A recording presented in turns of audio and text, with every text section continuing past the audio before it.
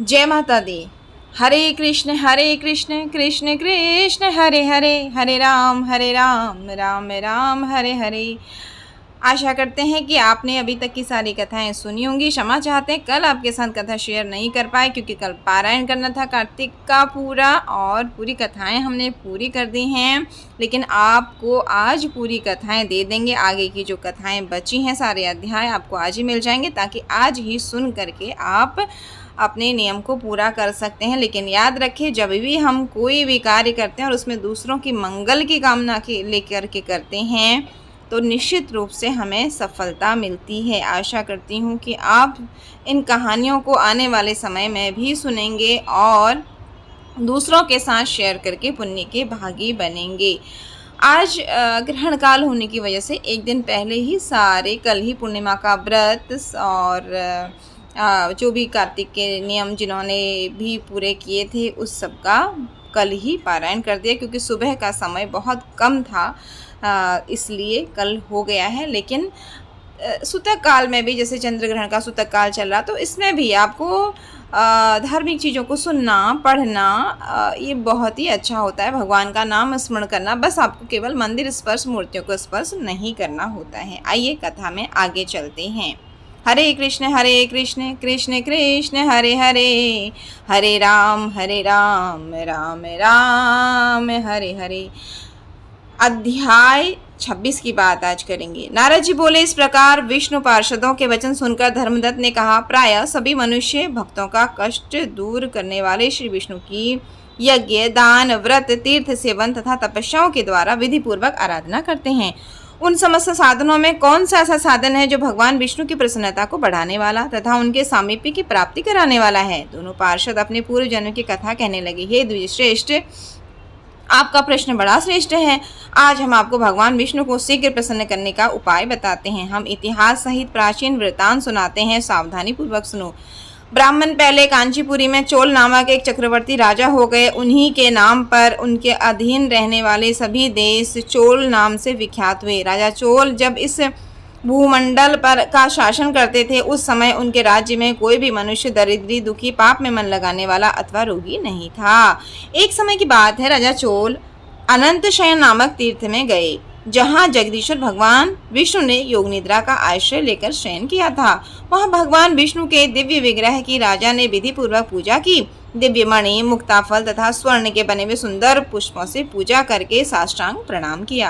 प्रणाम करके ज्यों ही बैठे, उसी समय उनकी दृष्टि भगवान के पास आते हुए एक ब्राह्मण पर पड़ी, जो उन्हीं की कांची नगरी के निवासी थे। उनका नाम विष्णुदास था। उन्होंने भगवान की पूजा के लिए अपने हाथ में तुलसीदल और जल ले रखा था।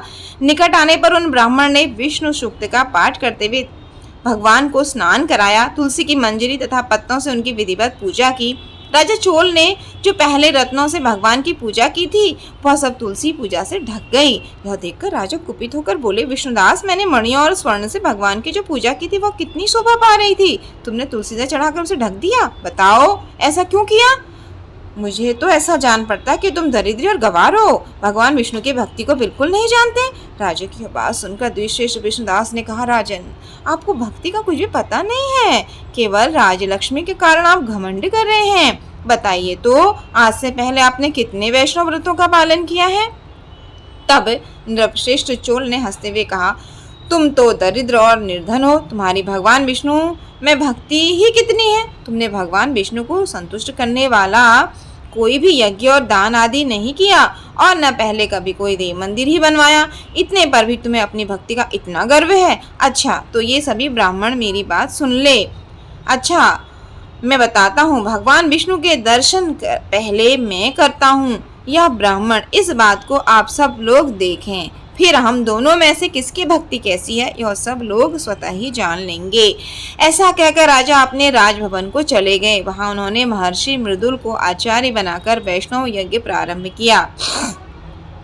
उधर सदैव भगवान विष्णु को प्रसन्न करने वाले शास्त्रोक्त नियमों में तत्पर विष्णुदास भी व्रत का पालन करते हुए वहीं भगवान विष्णु के मंदिर में टिक गए।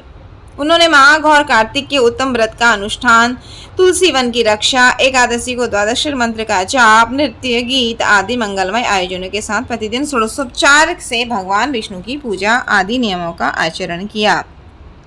वे प्रतिदिन चलते फिरते सोते हर समय भगवान विष्णु का स्मरण किया करते थे। उनकी दृष्टि सर्वत्र सम हो गई। वे सब प्राणियों के भीतर एकमात्र भगवान विष्णु को ही देखते थे। इस प्रकार राजा चोल और विष्णुदास दोनों ही भगवान लक्ष्मीपति के आराधना में संलग्न थे। दोनों ही अपने अपने व्रत में स्थित रहते थे और दोनों की ही संपूर्ण इंद्रियां तथा समस्त कर्म भगवान विष्णु को समर्पित हो चुके थे। इस अवस्था में उन दोनों ने दीर्घ काल व्यतीत किया। हरे कृष्ण कृष्ण कृष्ण हरे हरे, हरे राम राम राम हरे हरे। अब अध्याय 27 की बात करेंगे। हरे कृष्ण कृष्ण कृष्ण हरे हरे, हरे राम राम राम हरे हरे। पार्षदों ने कहा, एक दिन की बात है, विष्णुदास ने नित्य कर्म करने के पश्चात भोजन तैयार किया, किंतु कोई छिपकर उसे चुरा ले गया। विष्णुदास ने देखा भोजन नहीं है, परंतु उन्होंने दोबारा भोजन नहीं बनाया, क्योंकि ऐसा करने पर सायंकाल की पूजा के लिए उन्हें अवकाश नहीं मिला। अतः प्रतिदिन के नियम का भंग हो जाने का भय था। दूसरे दिन पुनः उसी समय पर भोजन बनाकर वे ज्यों ही भगवान विष्णु को भोग अर्पण करने के लिए गए, त्यों ही किसी ने आकर फिर सारा भोजन हड़प लिया। इस प्रकार 7 दिनों तक लगातार कोई उनका भोजन चुरा कर ले जाता रहा। इससे विष्णुदास को बड़ा विस्मय हुआ। वे मन ही मन इस प्रकार विचार करने लगे, अहो, कौन प्रतिदिन आकर मेरी रसोई चुरा ले जाता है। यदि दोबारा रसोई बनाकर भोजन करता हूँ तो सायंकाल की पूजा छूट जाती है। यदि रसोई बनाकर तुरंत ही भोजन कर लेना तो उचित नहीं, मुझसे यह न होगा, क्योंकि भगवान विष्णु को सब कुछ अर्पण किए बिना कोई भी वैष्णव भोजन नहीं करता है। आज उपवास करते हुए 7 दिन हो गए। इस प्रकार मैं व्रत में कब तक स्थिर रह सकूंगा। अच्छा, आज मैं रसोई की भली भांति रक्षा करूंगा। ऐसा निश्चय करके भोजन बनाने के पश्चात वे वहीं कहीं छिप कर खड़े हो गए।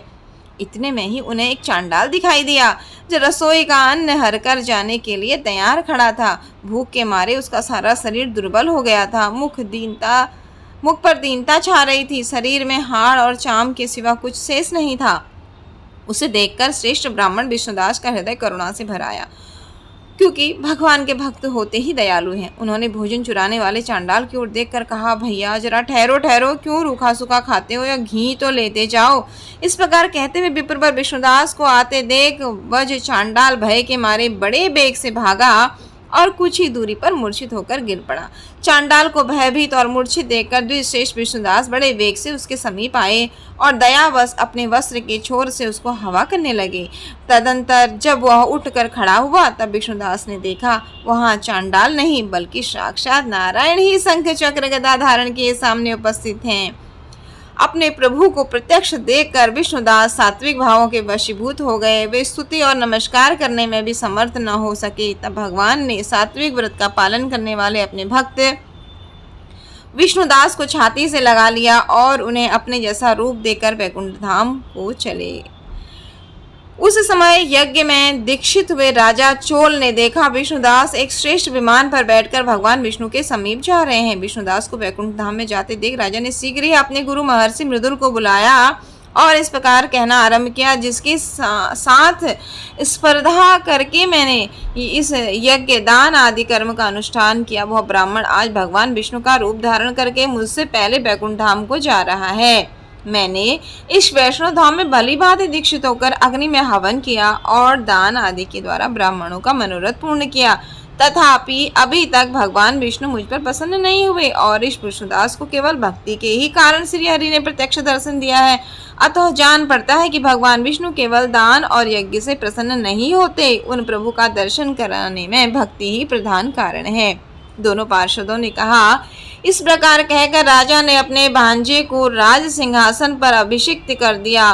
वे बचपन से ही यज्ञ की दीक्षा लेकर उसी में संलग्न रहते थे, इसलिए उन्हें कोई पुत्र नहीं हुआ। यही कारण है कि उस देश में अब तक भांजे ही राज्य के उत्तराधिकारी होते हैं।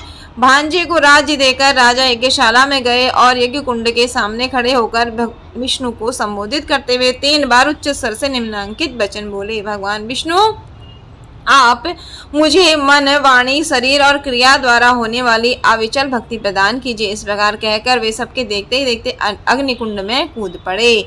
बस उसी क्षण भक्तवत्सल भगवान विष्णु अग्निकुंड में प्रकट हो गए। उन्होंने राजा को छाती से लगाकर एक श्रेष्ठ विमान में बिठाया और उन्हें अपने साथ लेकर बैकुंठ धाम को प्रस्थान किया।